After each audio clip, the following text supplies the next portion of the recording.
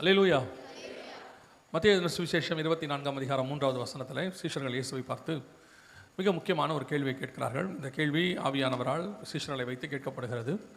அந்த கேள்விக்கு பதிலாக ஆண்டவர் சொல்லக்கூடிய காரியங்கள் தான் கடைசி காலத்தினுடைய இயேசுவின் 2ஆம் வருகைக்கான அடையாளங்களாக வேத வல்லுநர்கள் 20% அதைத்தான் சொல்லுகிறார்கள். வேதத்தில் உள்ள தீர்க்க தரிசனங்களிலே மிக முக்கியமானது இயேசுவின் 2ஆம் வருகை குறித்து.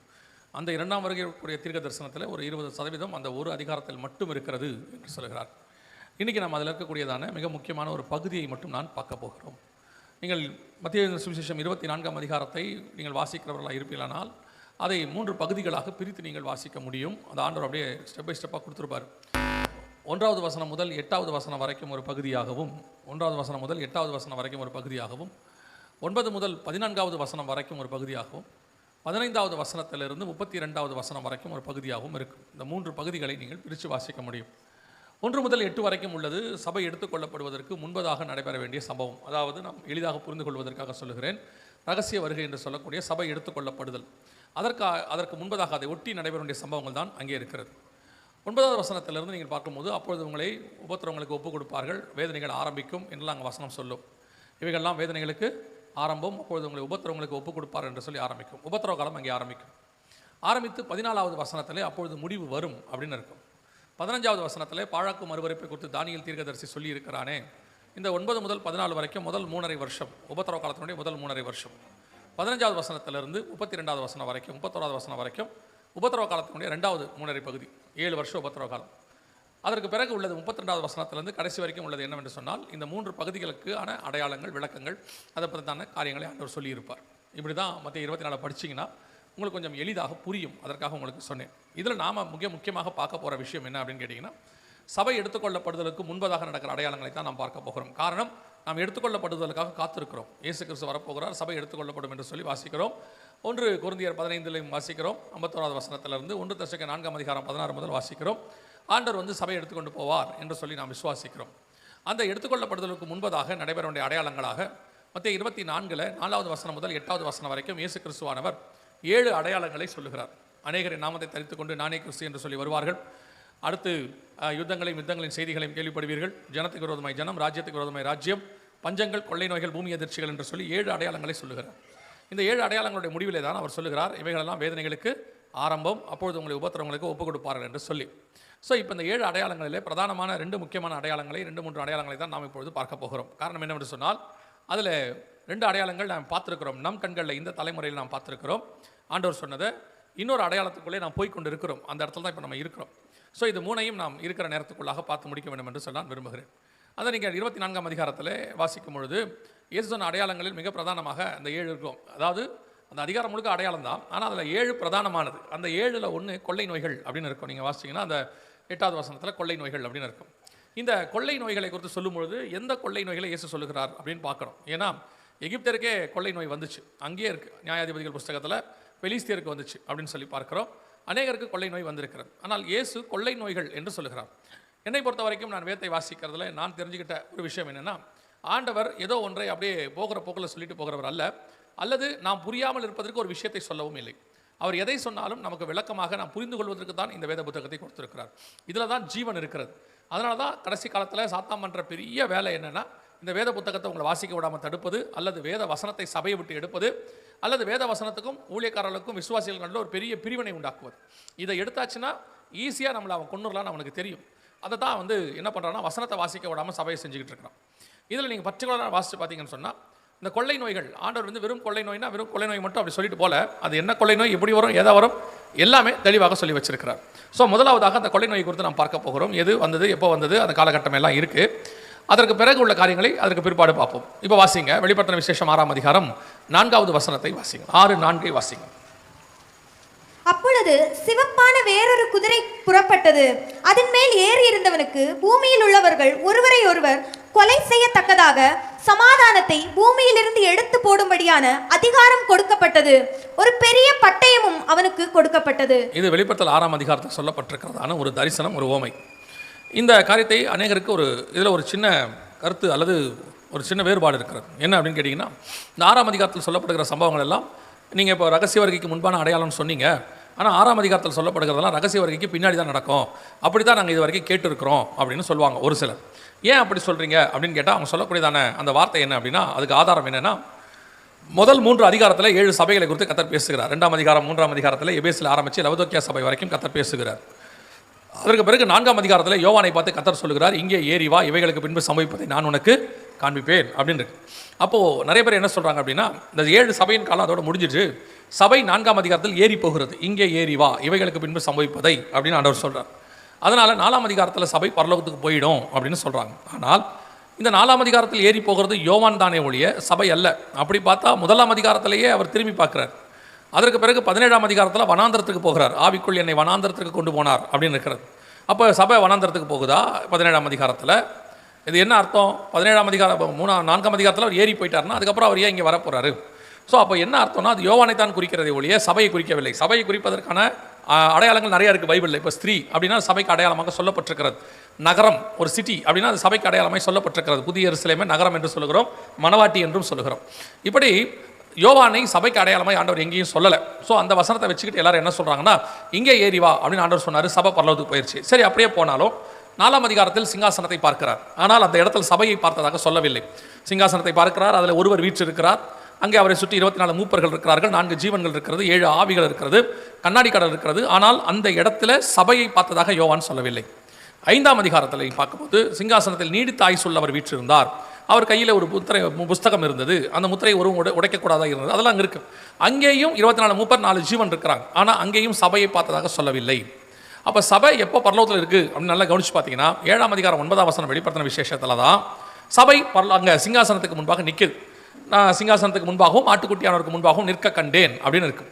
எதுக்காக உங்களுக்கு நான் இதை விளக்கமாக சொல்லிட்டு போகிறேன் அப்படின்னு கேட்டால், ஒரு சாரார் என்ன பண்ணுறாங்க, இல்லைங்க அவர் தப்பாக பிரசங்கம் பண்ணுறாரு, சபை அப்படிலாம் 4ஆம் அதிகாரத்திலே போயிடும், 6ஆம் அதிகார காரியம்லாம் இப்போ வராது அப்படின்றாங்க. அதனால் அவங்களுக்கு என்ன பெனிஃபிட்ன்றதெல்லாம் எனக்கு தெரியாது. ஆனால் உங்களுக்கு நஷ்டம். என்ன நஷ்டம் அப்படின்னா, ஒரு விஷயம் நடந்து கொண்டிருக்கும் போது அது நடக்குதுன்னே தெரியாமல் அதுக்கு நடுவில் நம்ம இருந்தோம்னா நாம் அறியாத ஜனங்கள். இப்போ உதாரணத்துக்கு இயேசு பிறந்துட்டாரு, இயேசு பிறந்து பெத்லகேமில் இருக்காரு. ஆனால் ஏரோதுக்கு அது தெரியவில்லை. அது ஏரோதுக்கு அவங்க நாட்டில் அவங்க ரட்சகர் பிறந்துக்கிறாரு, யூதருக்கு ராஜா பிறந்தாரு, அவனுக்கு தெரியல. அது மட்டும் இல்லை, வானசாஸ்திரிகள் தேடி கண்டுபிடிச்சு வராங்க, அவங்களுக்கு அவர் எங்கே இருக்கார் தெரியல. அதற்கு பிறகு 1.5 வருஷம் கழிச்சு தான் ஏரோது கண்டுபிடிக்கிறார். அப்போ யோசிச்சு பாருங்க, ஒரு காரியம் நடக்கும்போது அந்த காரியம் நடக்கிறது நமக்கு தெரியணும், வேத வாக்கியத்தில் இருக்கிறது நமக்கு தெரியணும். அதனால தான் ஆண்டவர் சொல்றாரு, அறிவின்மையால் என் ஜனங்கள் சங்காரமாகிறார்கள் அப்படின்னு சொல்றார். நான் என்னுடைய மகத்துவங்களை அவர்களுக்கு எழுதி கொடுத்தேன் அப்படிங்கிறார். எழுதிலாம் கொடுத்துட்டார். அதை படித்து தெரிஞ்சு கொள்ள வேண்டிய பொறுப்பு நம்மகிட்ட கொடுத்துருக்கிறார். அதுலேயும் பெரிய ஆச்சரியம் என்னன்னா, அதுக்கு நீங்கள் விளக்கமெல்லாம் நீங்கள் கொடுக்க வேண்டாம், விளக்கத்தையும் அவரே கொடுத்து வச்சிருக்கிறார். தேடி கண்டுபிடிச்சு ஆராய்ந்து படிக்கணும், அவ்வளோதான். ஆனால் இன்றைக்கி என்ன நடக்குது, நீங்கள் நடக்கிற சம்பவத்தை புரிஞ்சுக்க மாட்டீங்க. ஒரு கூட்டம் என்ன சொல்லிடுதுன்னா, இதெல்லாம் இப்போ இல்லைன்ட்டு தள்ளி விட்டுறாங்க. தள்ளி விட்டுட்டு அவங்க பாட்டுன்னு ஈஸியாக போயிடுறாங்க. ஆனால் நீங்கள் தான் அதில் சஃபர் ஆகிறீர்கள், கேட்கிறவர்கள். அதனால தான் உங்களுக்கு சொல்கிறேன், 6ஆம் அதிகாரத்தில் சொல்லப்பட்டிருக்கிற வெளிப்படுத்தின விசேஷ காரியங்களில் பாதி நம் கண்களுக்கு முன்பாக நடந்து முடிஞ்சிடுச்சு. பாதி முடிஞ்சிடுச்சு, இன்னும் பாதியில் தான் நம்ம இருக்கிறோம். ஸோ அதில் ஒன்று தான் 6ஆம் அதிகாரம் 4ஆம் வசனம் வெளிப்படுத்தின விசேஷம் நீங்கள் வாசிச்சது. அது இயேசுகிட்ட மத்திய 24 நம்முடைய வருகைக்கான அடையாளங்கள் என்னன்னு கேட்டபோது அவர் சொன்ன கொள்ளை நோய்க்கான அடையாளம். எப்படி சொல்கிறீங்க அந்த கொள்ளை நோய்க்கான அடையாளம் அப்படின்னு கேட்டால், நான் அந்த வசனத்தை வந்து ஒவ்வொன்றாக சொல்லிக்கொண்டே வரேன், நீங்கள் அதை கவனிச்சுட்டே வாங்க. அப்போ உங்களுக்கு வசனமும் புரியும், நடந்த சம்பவமும் புரியும்.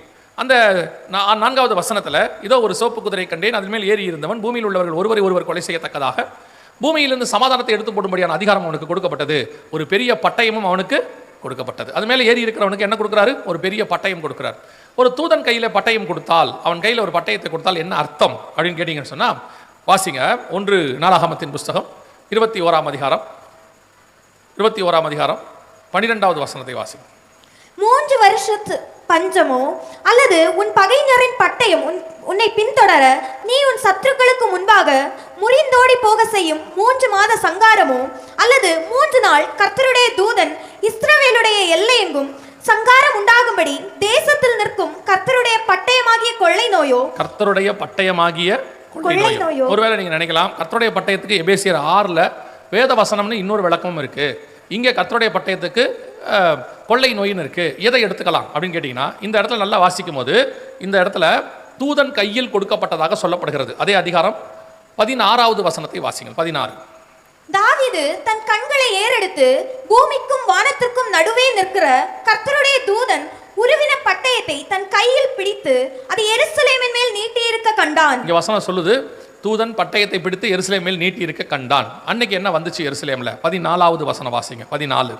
ஆகையால் கர்த்தர் இஸ்ரவேலிலே கொள்ளை நோயை வரப்பண்ணினார், அதனால் இஸ்ரவேலின் 70,000 பேர் மடிந்தார்கள். அப்படின்னா ஒரு தூதன் கையில பட்டயத்தை கொடுத்தால் அவன் அதை எந்த பட்டணத்துக்கு நேரா நீட்டானோ அந்த பட்டணத்தில் கொள்ளை நோய் வரும் என்று சொல்லி அர்த்தம். அப்போ அவன் கையில் பட்டயத்தை கொடுப்பதுக்கு என்ன அர்த்தம்னா கொள்ளை நோய் அப்படின்னு அர்த்தம். இப்போ சிவப்பு குதிரையை குறித்து பார்க்கிறோம்.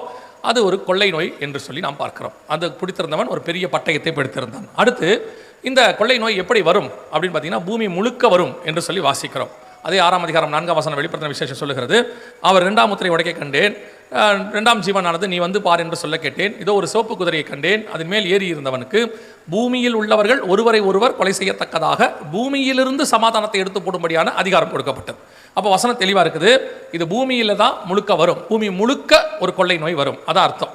அடுத்தபடியாக அந்த கொள்ளை நோய் எப்படி மரணத்தை கொண்டு வரும்? அதே வசனம் சொல்லுது, பூமியில் உள்ளவர்கள் ஒருவரை ஒருவர் கொலை செய்யத்தக்கதாக வரும். அந்த வசனத்தில் நீங்கள் வாசிக்கிறதெல்லாம் நீங்கள் 6ஆம் அதிகாரம் 4ஆம் வசனம் வெளிப்படுத்தின விசேஷத்தை வாசிக்கிறீங்க. பூமியில் உள்ளவர்கள் ஒருவரை ஒருவர் கொலை செய்யத்தக்கதாக பூமி முழுக்க ஒரு கொள்ளை நோய் வரும். இதுதான் 6ஆம் அதிகாரம் 4ஆம் வசனத்தில் இருக்குது. சரி, இந்த கொள்ளை நோய் எப்போ வரும்? அடுத்த கேள்வி அதான் ரொம்ப இம்பார்ட்டன்ட். இந்த கொள்ளை நோய் எப்போ வரும் அப்படின்னு கேட்டிங்கன்னா சகரியாவின் புஸ்தகத்துக்கு திரும்புங்க. சகரியாவின் புஸ்தகம் 1ஆம் அதிகாரம் 8வது வசனத்தை வாசிங்கள். சகரியாவின் புஸ்தகம் 1ஆம் அதிகாரம் 8வது வசனம் வாசிங்க. இதோ இன்று ராத்திரி சிவப்பு குதிரையின் மேல் ஏறி இருந்த ஒரு புருஷனை கண்டேன். அங்க அதை தான் வாசிக்கிறோம். இதோ ஒரு சிவப்பு குதிரையின் மேல் ஏறி இருக்கிறது. எங்க 6ஆம் அதிகாரம் 4ஆம் வசனம் வெளிப்படுத்தின விசேஷத்துல வாசிக்கிறோம். திருப்பி 6:4 வாசிங்க பாப்பா. வெளிப்படுத்தல். அப்பொழுது சிவப்பான வேறொரு குதிரை புறப்பட்டது, அதன் மேல் ஏறி இருந்தவனுக்கு போதும், அதன் மேல் ஏறி இருந்தவனுக்கு. இப்போ வாசிங்க சகரியா 1:8 வாசிங்க. இதோ இன்று ராத்திரி சிவப்பு குதிரையின் மேல் ஏறி இருந்த புருஷனை கண்டேன். ரெண்டும் ஒண்ணுதான். இது ரெண்டும் ஒரே காரியத்தை சொல்றாரு. சகரியாவுக்கு என்ன தீர்க்கதரிசனம் வெளிப்படுத்தப்பட்டதோ அதுதான் யோவானுக்கு வெளிப்படுத்தப்படுகிறது. ஆனா ஒரு பகுதி சகரியா கிட்ட இருக்கு, ஒரு பகுதி யோவான் கிட்ட இருக்கு. அதே மாதிரி தான் தானியேல் கிட்ட ஒரு பகுதி இருக்கும், யோவான் கிட்ட ஒரு பகுதி இருக்கும். ஆண்டவர் மொத்த தீர்க்க தரிசனத்தையும் ஒரே ஆள்கிட்ட கொடுக்காம அதை ஷேர் பண்ணி 4 பக்கம் பிரித்து வச்சிருக்கிறார். இதைத்தான் தேடி கண்டுபிடித்து ஆராய்ந்து வாசியுங்கள், அது ஜோடு இல்லாமல் இருக்காது அப்படின்பார். ஸோ நம்ம இதை தேடி கண்டுபிடிச்சு வாசிச்சாதான் புரியும். இப்போ சிவப்பு குதிரையின் மேல் ஏறி இருக்கிற ஒரு ஆளை நாம் பார்க்கிறோம். அந்த ஆள் என்ன சொல்றார் வாசிங்க. சகரியாவின் புஸ்தகம் 1ஆம் அதிகாரம் 12வது வசனத்தை வாசிங்க. அப்பொழுது கர்த்தருடைய தூதன் மறுமொழியாக, சேனைகளின் கர்த்தாவே, இந்த 70 வருஷமாய் நீர் கோபம் கொண்டிருக்கிற எருசலேமின் மேலும் யூதா பட்டணங்களின் மேலும் எந்த மட்டும் இறங்காதிருப்பீர் என்று சொல்ல. அப்ப இந்த கேள்வி எப்ப கேட்கப்படுது? அந்த தூதன் எப்ப கேட்கிறான் அப்படின்னு கேட்டீங்கன்னா 70 வருஷம் கழிச்சு கேட்கிறான். இந்த 70 வருஷமாய் யூதா பட்டணங்கள் மேலும் எருசலேமின் மேலும் எந்த மட்டும் நீர் கோபமாய் இருப்பீர் அப்படின்னு. உங்களுக்கு தெரியும் நினைக்கிறேன். இஸ்ரவேல் ஜனங்கள் மீண்டும் வந்தது, விடுதலையானது எப்பன்னு கேட்டிங்கன்னா 1948 மே மாதம் 14ஆம் தேதி அவர்கள் விடுதலையானார். அதாவது தனிநாடு பிரகடனப்படுத்தப்பட்டது. அப்படி பிரகடனப்படுத்தப்பட்டு சரியாக 70 வருஷம் அப்படின்னு நீங்கள் கணக்கு போட்டிங்கன்னா 2018 கரெக்டாக பார்த்தீங்கன்னா 2018. இப்போ இந்த கேள்வி ஒரு உங்களுக்கு புரிதலுக்காக சொல்கிறேன். இந்த கேள்வி என்ன கேட்கப்படுகிறது? 2018 இந்த கேள்வி கேட்கப்படுகிறது, முடியும் போது கேட்கப்படுகிறது. சேனைகளின் கர்த்தாவே, இந்த 70 வருஷமாக எருசலேமின் மேல் அப்படின்னா என்ன அர்த்தம்? ஏன் அந்த கேள்வி 70 வருஷம் கழிச்சு கேட்கப்படுதுன்னா 1948 இஸ்ரவேல் வந்துடுச்சு, 1967 எருசலேம் பட்டணம் வந்துடுச்சு. ஆனால் இஸ்ரவேலுக்கு தலைநகராக எருசலேம் வந்தது 2018. அது வரைக்கும் இஸ்ரவேலுக்கு தலைநகராக எருசலேம் மாறலை. எருசலேம் 2018 மாறுது. அப்போ தான் இந்த வசனம் சொல்லப்படுது, இந்த 70 வருஷமாய் எருசலேமின் மேலும். ஏன்னா எருசலேம் அவங்களுக்கு தலைநகராக மாறினாதான் அஃபிஷியலாக கேபிட்டல் சிட்டி.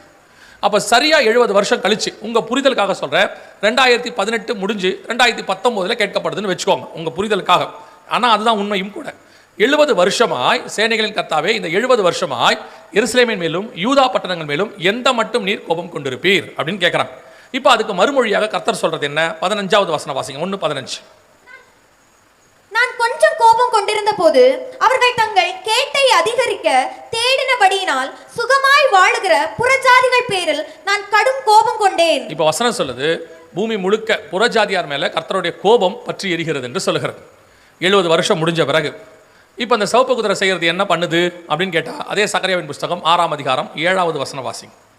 சகரியா 6:7 வாசிங்க. சிவப்பு குதிரைகளோ வென்றால் புறப்பட்டு போய் பூமியிலே சுற்றி திரியும்படி கேட்டுக்கொண்டன. அதற்கு அவர் போய் பூமியில் சுற்றி திரியுங்கள் என்றார். அப்படியே பூமியிலே சுற்றி திரிந்தன. இதுதான் அங்க வாசிக்கிறோம். வெளிப்படுத்தல் 6:4 பூமியில் உள்ளவர்கள் ஒருவரை ஒருவர் கொலை செய்யத்தக்கதாக.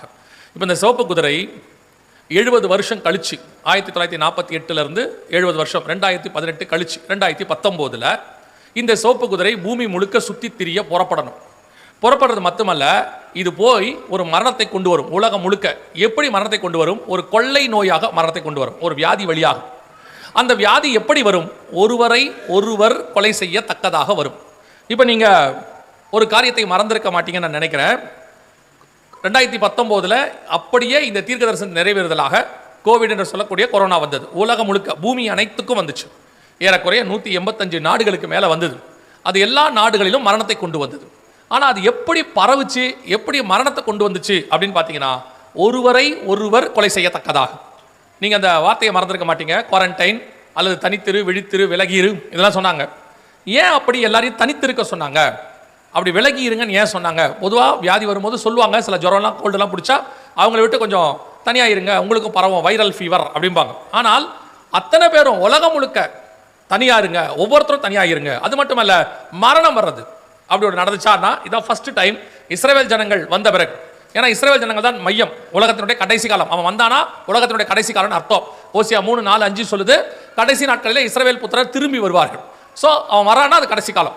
அவங்க வந்து சரியா 70 வருஷம் கழிச்சு பூமியில் உள்ளவர்கள் ஒருவரை ஒருவர் கொலை செய்யத்தக்கதாக சைனால ஊகான் மாநிலத்தில் ஒரு கொள்ளை நோய் ஆரம்பிச்சதுன்னு சொன்னாங்க. அது உலகம் முழுக்க வந்துச்சு. அத்தனை நாட்டுக்கும் எப்படி பரவுச்சுன்னா, ஒரு மனுஷன் வழியாக இன்னொரு மனுஷனுக்கு. முதல் அலை ஒருத்தர் வழியாக ஒருத்தருக்கு, ரெண்டாவது அலை ஒருத்தர் வழியாக 4 பேருக்கோ 8 பேருக்கோ பரவுச்சு, மூணாவது அலை ஒருத்தர் மூலமா 32 பேருக்கு. இப்படி அது அப்படியே மனுஷ வழியாக தான் பரவுச்சு. உலகம் முழுக்க வெறும் மனுஷ வழியா.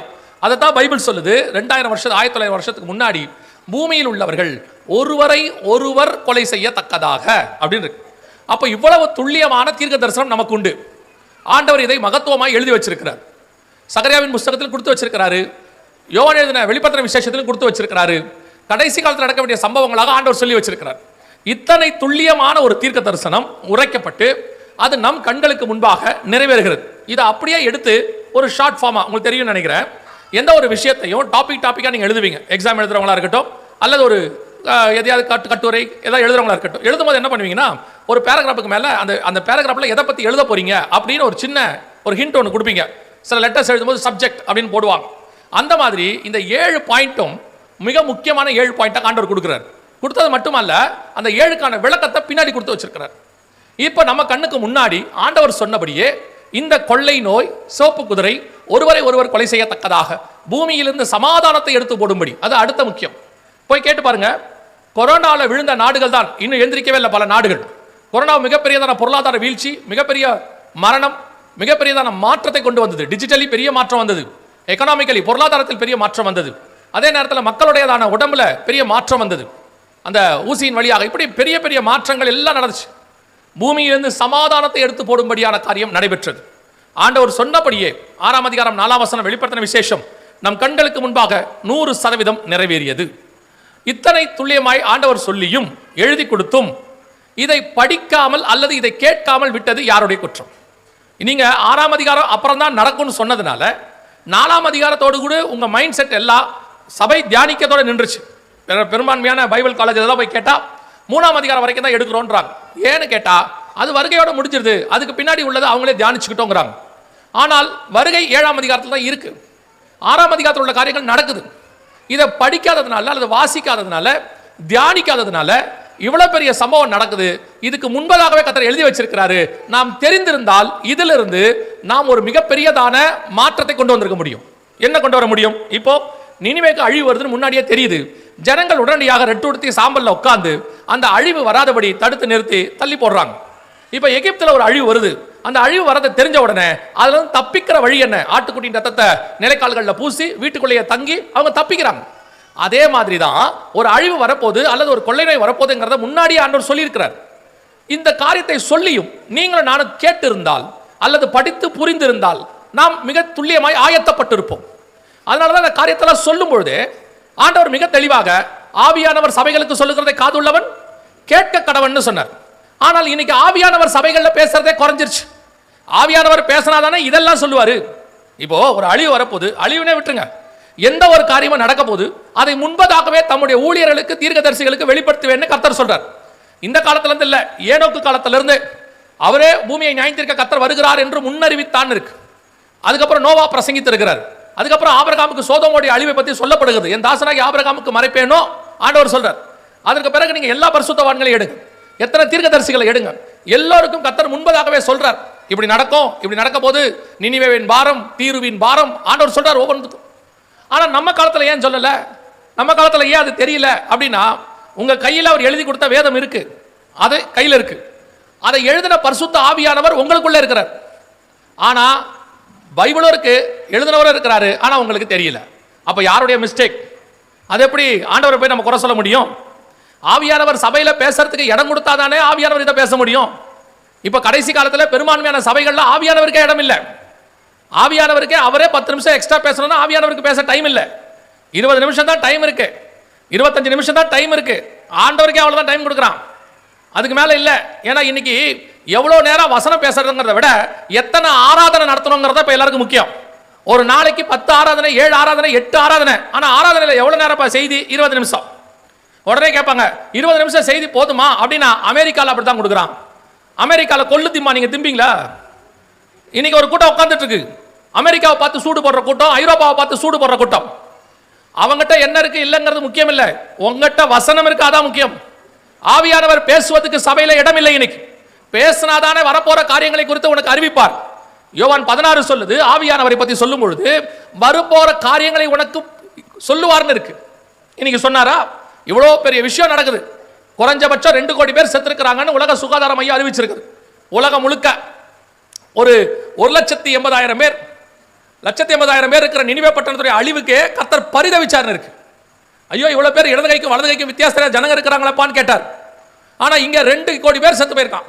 இதை எப்படி கர்த்தர் சொல்லாமல் இருப்பார்? எப்படி எழுதி கொடுக்காமல் இருப்பார்? உலகத்துக்கு தெரியாவிட்டால் நியாயம். ஏன்னா அவங்க கையில வேதம் இல்ல, கையில வேதம் வச்சிருக்கிறீங்கல்ல, வார வாரம் செய்தி கேட்கறீங்கல்ல, அப்போ அதுக்கு முந்தின வாரமா சொல்லி இருக்கணுமே. உங்களுக்கெல்லாம் ஒரு பெரிய வெளிப்பாடு இருக்கு. அது என்ன வெளிப்பாடுனா, டிசம்பர் மாசம் 31ஆம் தேதி நைட்டு தான் ஆண்டவர் தீர்க்க தரிசனம் பேசுவார். மிச்சம் 364 நாள் அவர் ஊமை ஆயிடுவார். 31ஆம் தேதி நைட்டு, ஜனவரி மாசம் 1ஆம் தேதி காலையில தீர்க்க தரிசனம் பேசுவார். அதுவும் பொத்தாம்பதுவா மொத்தத்துக்கும் பேசி முடிச்சிருவார். 12 மாசத்துக்கு தேவையானதை கொடுத்துருவார். எசேக்கியேலை கூப்பிட்டு 6ஆம் வருஷம் 6ஆம் மாசம் 5ஆம் தேதி பேசுவார். ஆனா இப்ப இருக்கிற எசேக்கியேலா இருந்தா 1ஆம் தேதியே பேசி முடிச்சிடுவார், நடுவில் பேச மாட்டார். நீங்களும் அப்படிதான் இருக்கீங்க, உங்க தீர்க்கதரிசிகளும் அப்படிதான் இருக்காங்க. திருப்பியும் சொல்றேன், மனம் திரும்புங்கள், பரலோக ராஜ்யம் சமீபமாய் இருக்கிறது. தீர்க்கதரிசிகளுக்கு பின்னால், தீர்க்க தரிசனங்களுக்கு பின்னால் போவீர்களானால் 2020 ஜனவரி மாசம் 1ஆம் தேதி கோவிட் வரும், கொரோனா வரும் உங்கள் தீர்க்கதரிசிகளில் யாராவது சொன்னார்களா? 2 கோடி பேர் சாக போறான்னு முன்னறிவிச்சாங்களா? அந்த வருஷமும் என்ன சொன்னாங்க? கர்த்தர் உன்னை ஆசீர்வதிப்பார், பகிலி பெருக பண்ணுவார், அப்படி ஆக்குவார், இப்படி ஆக்குவார். 19 அடிச்சு விட்டாங்க, நீங்களும் கேட்டு உட்காந்துக்கிட்டு இருந்தீங்க. அதனுடைய விளைவு என்ன? கொஞ்சம் முன்னாடி லாக்டவுன் போடுவாங்கன்னு சொல்லியிருந்தா சுதாரிச்சிருக்கலாமா இல்லையா? உங்கள் தீர்க்கதரிசிகள் யாராவது அதை சொன்னார்களா? அதுக்கு தான் சொல்றேன், அப்படி சொல்லி இருந்தால் சோத்திரம். கவனிச்சு கொள்ளுங்க, ஆண்டவர் தம்முடைய மகத்துவங்களை எழுதி கொடுத்துட்டார். அதை கேட்டு படிச்சு ஆயத்தப்பட வேண்டியது உங்களுடைய வேலை. இன்னைக்கு அதை விட்டுட்டோம், 2 கோடி பேர் செத்து போயிட்டான். சரி, அதுக்கு பின்னாடி நம்முடைய தானே ஒரு இயலாமை இருக்கு, அதை என்னன்னு உங்களுக்கு சொல்றேன். சரி, இவ்வளவு பெரிய சம்பவம் நடந்துச்சு. நம்ம ஆண்டவர்கிட்ட இன்னொரு குணம் இருக்கு. என்னன்னு கேட்டீங்கன்னா, தீர்க்க தரிசனம் உரைப்பார். ஏசாயாவை கொண்டு சொல்லுவார், இதோ ஒரு கன்னிகை கர்ப்பவதியாகி குமாரனை பெறுவாள் சொல்லுவார். ஆனா அந்த தீர்க்க தரிசனம் நடக்கும் பொழுது நடக்குதுங்கிறதையும் வச்சு சொல்லுவார். தூதன் வந்து சொல்லுவான், இதோ தாவீதின் ஊரிலே ரட்சகர் பிறந்திருக்கிறார், அங்க சொன்ன அந்த தீர்க்க தரிசனம் இங்க நிறைவேறுதுன்னு சொல்லுவான். ஏசாயாவுக்கு தீர்க்க தரிசனம் உரைப்பார், இதோ அடிக்கப்படுகிற ஆட்டுக்குட்டியை போல அவர் கொண்டு போகப்படுவார்னு. இயேசு வரும்போது இதோ உலகத்தின் பாவத்தை சுமந்து தீர்க்கிற தேவ ஆட்டுக்குட்டின்னு சொல்லுவார், கன்ஃபார்ம் பண்ணுவார். இது தேவனுடைய சுபாவம். தீர்க்க தரிசனம் சொல்லிட்டு விட்டுற மாட்டார், அது நிறைவேறும் போது யாராவது ஒருத்தரை வச்சு சொல்லுவார். இப்ப பாருங்க, இந்த கோவிடை பத்தி அல்லது இந்த கொள்ளை நோயை பத்தி சகரியாவுக்கும் யோவானுக்கும் 2000 வருஷம் 2500 வருஷத்துக்கு முன்னாடி சொன்னார். ஆனா அது நிறைவேறதுக்கு முன்னாடி 1 வருஷத்துக்கு முன்னாடி உலக சுகாதார மையத்தை வச்சு ஆண்டவர் சொல்றார். இங்க பாருங்க, இது அப்ப நடந்ததான காரியம். இது 2012 உலக சுகாதார மையம் WHO வெளியிட்டதான ஒரு அறிக்கை. அந்த அறிக்கையின் அடிப்படையில் ஒவ்வொரு நாடும் தன் நாட்டு மக்களுக்கு முன்னெச்சரிக்கையாக வெளியிட்டதான வீடியோ. அதை ஒவ்வொரு நாடும் தன் கீழே உள்ளதான மாநிலங்களுக்கு அனுப்ப அந்தந்த மாநில மொழிகளிலே அது புரபகண்டா பண்ணப்பட்டது, எல்லோருக்கும் விளம்பரப்படுத்தப்பட்டது. இப்படி ஒன்று வருது, எச்சரிக்கையாயிருங்க எச்சரிக்கையாயிருங்கன்னு சொன்னாங்க. இது 2018 தமிழ்நாட்டில் போட்டது. எத்தனை பேர் இந்த வீடியோவை பார்த்தீங்க? எத்தனை பேர் இந்த எச்சரிப்பை எடுத்தீங்க? உங்களுக்கு தெரியுமா, ஒவ்வொரு நாளும் பேப்பர்லையும் டிவிலையும் ஆண்டவர் சொன்ன தீர்க்க தரிசனத்தினுடைய நிறைவேறுதல் நடக்குது. ஆனால் அதை எதையுமே நீங்கள் பார்க்க மாட்டீங்க. நீங்கள் டிவியில் பார்க்குறதெல்லாம் என்னவா இருக்கும்? ஒன்று சீரியலாக இருக்கும், இல்லை அரசியல் கதையாக இருக்கும், இல்லை கிரிக்கெட்டாக இருக்கும். இது எதுலையுமே உங்களுக்கு பிரயோஜனம் இல்லை. நீங்கள் பார்க்குற எதுலையுமே உங்களுக்கு பிரயோஜனம் இல்லை. ஆனால் பார்க்க வேண்டிய நியூஸ் எதையுமே நீங்கள் பார்க்க மாட்டீங்க. முக்கியமான செய்தி எதுவோ, இப்போவுமே இந்த ஈரான் இஸ்ரேல் யூஎஸ் பிரச்சனையில் நீங்கள் அந்த நியூஸை எத்தனை பேர் பார்க்குறீங்கன்னு தெரியாது. அதில் என்னென்ன தீர்க்க தரிசனங்கள் ஒவ்வொரு நாளும் நிறைவேறுகிறது அதுவும் தெரியாது. இப்போவும் உங்களுக்கு என்ன, அடுத்த வாரம் யார் ஜெயிப்பா, நீங்கள் யார் ஜெயிச்சா என்ன, இது வரைக்கும் யார் ஜெயிச்சாலும் நீங்கள் என்ன பண்ணிய, நீங்கள் போய் என்ன பண்ணிய, அது பாட்டு தானே நடக்கும். அவங்க யார் வராங்களோ அவங்க ஆட்சி அமைப்பாங்க, அவங்க மக்களுக்கு நல்லது செய்வாங்க, அது பாட்டு போகும். உங்களுக்கு என்ன, உங்கள் போட வேண்டிய கடமை ஓட்டு போட்டுட்டீங்க, அதையே உட்காந்து பார்க்கறது. நான் உங்களை பார்க்க வேணாம்னு சொல்ல, அதை விட முக்கியமான விஷயம் ஒன்று வந்திருக்கு, ஒரு காரியம் நடந்துகிட்டு இருக்கு, வேதத்தில் சொன்ன தீர்க்க தரிசனங்கள் நிறைவேறுது. இதை விட ஆண்டவர் வேறு எப்படி உங்களுக்கு சொல்லுவார்? எழுதியும் கொடுக்குறாரு, ஒரு ஆளை வச்சு அதை நிறைவேற்றுறாரு. அதை நிறைவேறும் போது நிறைவேறுதுன்னு யாரோ ஒருத்தரை வச்சு சொல்றாரு. ஆனால் எதுக்குமே செவி சாய்க்க மாட்டோம், எதுக்குமே நாங்கள் கேட்க மாட்டோம். எங்கள் காதுகள் எல்லாம் ஆசீர்வாதத்துக்கு நேரா திரும்பி இருக்கிறது. எங்கள் காதுகள் எல்லாம் அடுத்த தலைமுறைக்கு சொத்து சேர்ப்பதில் நிரம்பி இருக்கு. அதனுடைய விளைவு என்ன? இந்த தலைமுறையில் உங்க தலைக்கு மேல நடக்கிற விஷயத்தை தெரிந்து கொள்ளவில்லை. நீங்கள் 2 கோடி பேர் செத்துருக்காங்க. இப்ப நம்மளே எடுத்துக்கோங்க, எத்தனையோ ஆயிரம் பேர் செத்து போனாங்க. இவ்வளவும் உங்க ஏரியாலையும் நடந்திருக்கு. இதுல 2 காரியம் இருக்கு. ஒண்ணு, உங்களுக்கு நெருக்கமானவங்க உங்க வீட்டில் உள்ளவங்க ஒரு சிலர் செத்துருக்கிறாங்க. நீங்க நினைச்சிருந்தா அது உங்க வீட்டுக்குள்ள வராம தடுத்திருக்கலாம். எப்பவுமே ஒரு விஷயம் புரிஞ்சுக்கோங்க, ஒரு வாதை கர்த்தரால் அனுமதி கொடுக்கப்படுகிறது என்றால் அதில் அவர் செய்கிற இன்னொரு மிக முக்கியமான விஷயம், உலகத்தின் ஜனங்களுக்கும் தேவ ஜனங்களுக்கும் வித்தியாசத்தை காட்டுவார். அவங்களுக்கு வர்றது உங்களுக்கு வர விடமாட்டார். அப்படி வர விடாம விட்டாதான் நீங்கள் தேவ ஜனங்கள் என்பது நிதர்சனமாகும். எகிப்தியர் வந்த வாதை இஸ்ரவேல் இருந்த கோசே நாட்டில் வராது. அப்பதான் அது தேவ ஜனம்னு தெரியும். இஸ்ரவேல்ல வந்த பஞ்சம் எலியா இருக்கிற சாரிபாத் விதவையின் வீட்டுக்கு வராது. அப்பதான் அவன் தேவ மனுஷன் அர்த்தம். சோதோமுக்கு வந்த அழிவு லோத்துக்கு வராது. அப்பதான் அவன் நீதிமான்னு அர்த்தம். ஆனா இங்க என்ன நடக்குது? உலகத்தாருக்கு வர எல்லாமே உங்களுக்கும் நடந்துச்சு. உலகத்தாரை விட நீங்க தான் அதிகம் பயந்தீர்கள். அவங்களுக்கு இருந்த தைரியம் கூட உங்களுக்கு இல்லை. என்ன காரணம்? சபை கடந்த 25-30 வருஷமா இது எதுக்குமே ஆயத்தப்படலை. வெறும் ஆசீர்வாதம் ஆசீர்வாதம் ஆசீர்வாதம்னு கேட்டிய. நீங்கள் கேட்டதுனால கர்த்தர் உங்களை ஆசீர்வதிக்கல. உண்மை உள்ள மனுஷன் பரிபூர்ண ஆசீர்வாதங்களை பெறுவான், அவ்வளவுதான். அதனால கர்த்தர் கொடுத்தார். ஆனா என்ன நடக்குது? நீங்கள் கேட்க வேண்டிய செய்திகள் பாவத்தை குறித்து, நீதியை குறித்து, நியாய தீர்ப்பை குறித்து நீங்கள் கேட்க விருப்பப்படலை. அதனால உங்களுக்கு ஏற்ற மாதிரி ஊழியக்காரங்களை தெரிஞ்சுக்கிட்டீங்க. உங்களுக்கு ஏற்ற மாதிரி ஊழியக்காரங்களும் மாறிட்டாங்க. எவாஞ்சலிஸ்ட்ல இருந்து தீர்க்கதரிசில இருந்து அத்தனை பேரும். இப்பதான் ஒரு கொரோனா வந்ததுல இருந்து ஒரு 5 வருஷமா தீர்க்கதரிசிகள்லாம் கொள்ளை நோய் வரும், சுனாமி வரும்னு சொல்லிட்டு இருக்காங்க. ஆனா அதுக்கு முன்னாடி 20 வருஷமா உங்களுக்கு வெறும் ஆசீர்வாதத்தை தான் தீர்க்க தரிசனமா வந்துச்சு. அதனால என்ன ஆச்சு? இவ்வளவு பெரிய கொள்ளை நோய் வந்துச்சு. உங்களால் அதெல்லாம் தப்பிக்க முடியல. உங்க வீட்டுக்குள்ள அந்த கொள்ளை நோய் வந்துச்சு. உங்க வீட்டுக்குள்ள உள்ள 1-2 பேர் செத்து போனாங்க. ஆனால் உங்களால் காப்பாற்ற முடியவில்லை. அதை தாண்டி 2வது உங்களை காப்பாற்றி இருக்கணும். அதோடு கூட இன்னொரு பெரிய எழுப்புதல் உங்க மூலமா நம்ம மூலமா கோவிட்ல வந்திருக்கணும். என்ன வந்திருக்கணும்? இப்போ இப்படி நடந்துச்சுன்னு வச்சுக்கோங்க, உலகம் முழுக்க கோவிட் வருது. ஆனா அது விசுவாசிகள் வீடுகளுக்குள்ள மட்டும் வரல, சபைகளுக்குள்ள மட்டும் வரலன்னு வச்சுக்கோங்க. என்ன நடந்திருக்கும் தெரியுமா? இது முடிஞ்ச உடனே ஒரு சர்வே எடுத்தாங்க. உலகம் முழுக்க எல்லா நாட்டிலையும் எல்லா மாகாணங்கள்லையும் எடுத்தாங்க. எதில் எவ்வளோ பேர் பாதிக்கப்பட்டிருக்கிறாங்க. அப்போ ஒரு சர்வே வரும். அந்த மாதிரி தான் எகிப்தில் வந்துச்சு. அந்த சர்வே என்ன சொல்லும்? எகிப்து முழுக்க வாதை வந்துச்சு, அது இஸ்ரவேல் இருந்த கோசேன் நாட்டில் மட்டும் வரல அப்படின்னு சொல்லிச்சு. அதே மாதிரி ஒரு சர்வே கொரோனால வந்திருக்கணும். எப்படி வந்திருக்கணும்? எல்லாருக்கும் வந்துச்சு உலகம் முழுக்க. ஆனா உண்மையா ஜெபிக்கிற கிறிஸ்தவர்கள் வீடுகளிலே ஒரு மரணம் கூட இல்லைன்னு வந்திருக்கணும். வந்திருந்தால் நீங்கள் சுவிசேஷம் சொல்ல வேண்டியதில்லை. புறஜாதியார் தானாய் சுவிசேஷத்தை தெரிந்திருப்பார்கள். அவனே உங்களை பார்த்து தெரிஞ்சுப்பா, இவர்கள் தேவன் பெரியவர் அப்படின்னு. இது நடக்குமா? நடக்கும். எகிப்துல ஆண்டவர் வாதையில எகிப்து தலைப்பில் எல்லாம் சங்கதம் ஆயிடுச்சு. அந்த ராத்திரியில இஸ்ரவேல் ஜனங்க புறப்படுறாங்க. புறப்பட்டு போகும்போது வசனம் சொல்லுது, அவர்களோடு கூட இஸ்ரவேலோடு கூட யாத்திராகமம் 12ஆம் அதிகாரத்தில் இருக்கு, இஸ்ரவேலோடு கூட பல ஜாதியான மனுஷரும் கடந்து போனார்கள் இருக்கு. அவர்களோடு கூட பல ஜாதியான மனுஷரும் அப்படின்னா என்ன அர்த்தம்னா, இஸ்ரவேல் அல்லாத பல மொழி மக்கள், பல நாட்டு மக்கள் அவங்க கூட எகிப்துல இருந்து போனாங்களாம். எங்க போறாங்க? வனாந்தரத்துக்கு போறாங்க. ஒரு உதாரணத்துக்கு, இவங்க 6 லட்சம் புருஷர், மனைவி, பிள்ளைகள், ஆடு மாடு போகும்போது சம்பந்தம் இல்லாத அவனும் போறான் கூட, ஒரு பெரிய கூட்டம்.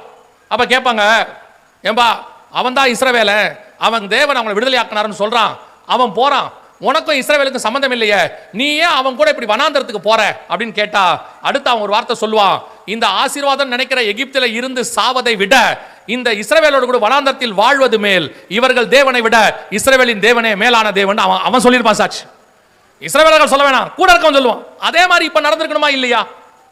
சொல்லியிருக்கணுமா இல்லையா? நம்ம ஆண்டவருக்கு இன்னும் ஜீவனோடு கூட இருக்கிறார். ஆண்டவருடைய நாமம் இன்னும் வல்லமை வாய்ந்தது. இயேசுவின் நாமத்தை போல வல்லமையான நாமம் உலகத்தில் கிடையவே கிடையாது. ஏன்னா வசனம் சொல்லுது, வானத்தின் கீழெங்கும் பூமியின் மேலெங்கும் இயேசுவின் நாமம் அல்லால் வேறொரு நாமம் இல்லை. அப்படிதான் வசனம் சொல்லுது. அந்த நாமத்தை உடையவர்கள் நீங்களும் நானும். இதை கையில வச்சிருக்கோம். ஏன் ஜெயிக்க முடியல? அப்போ இந்த நாமத்தை யூஸ் பண்றதுக்கு அதுக்கு ஒரே ஒரு ஃபார்முலா கேட்கிறார். ஒன்னே ஒன்று தான் கேட்கிறார். அவர் என்ன சொல்றாரு? விசுவாசிக்கிறவர்களால் நடக்கிற அடையாளங்களாவன, வியாதியஸ்தர் மேல் கைகளை வைப்பார்கள் அவர்கள் சொஸ்தமாவார்கள். அப்போ இந்த கோவிட்ல நீங்க மற்றவங்களுக்கு ஒரு சுகம் அளிக்கிறதோ அல்லது வியாதி வராம தடுக்கிறதோ இயேசு கிறிஸ்துவின் நாமத்தால முடியும். ஆனா அதுக்கு உங்ககிட்ட என்ன இருக்கணும்? விசுவாசம் இருக்கணும். அப்ப நீங்க கேட்கலாம், அப்படி என்ன சொல்லிட்டீங்க, எங்க பேரே விசுவாசியாச்சே, நாங்க எங்களுக்கு என்ன சொல்றீங்க? எல்லாரும் கூப்பிடுறாங்க விசுவாசின்னு கூப்பிடுறாங்க, எங்களை பார்த்து எப்படி நீங்க விசுவாசி இல்லைன்னு சொல்லு விசுவாசம் இல்லைன்னு சொல்லுவீங்க அப்படின்னு கேட்டா, கவனிங்க, பேர்ல தான் விசுவாசி இருக்கு உங்களுக்கு, உங்க கிட்ட விசுவாசம் இல்லை, அவ்வளவுதான். இஸ்ரவேல் அப்படின்னா தேவனுடைய ஜனம் அப்படின்னு அர்த்தம். அவன் பேரே தேவனுடைய ஜனம், ஆனா அவங்கிட்ட யார் இல்ல? தேவன் இல்ல. அதான் ஆண்டவர் சொல்றார், நான் அவர்களை விட்டு தூரம் போயிட்டேன். ஆனா அவன் சொல்றான், நான் இன்னும் தேவ ஜனம் அப்படின்னு. தேவனே இல்லாத தேவ ஜனம் அப்பாவன். அந்த மாதிரி தான் இப்பவுமே விசுவாசம் இல்லாத விசுவாசி. அது எப்படி எங்களை பார்த்து விசுவாசம் இல்லைன்னு சொல்லுவீங்க அப்படின்னா, வெரி சிம்பிள். நான் உங்களுக்கு சொல்றேன், விசுவாசம் எதனாலே வரும்? கேள்வினாலே வரும். நீங்க எவ்வளவு அதிகமா விசுவாச வார்த்தைகளை கேட்கிறீங்களோ அவ்வளவுக்கு அவ்வளவு உங்களுக்குள்ள என்ன வரும்? விசுவாசம் வரும். நீங்க தான் 25 வருஷமா விசுவாச வார்த்தையே கேட்கலையே. நீங்க கடந்த 25 வருஷமா கேட்டதெல்லாம் ஆசீர்வாத வார்த்தை தானே.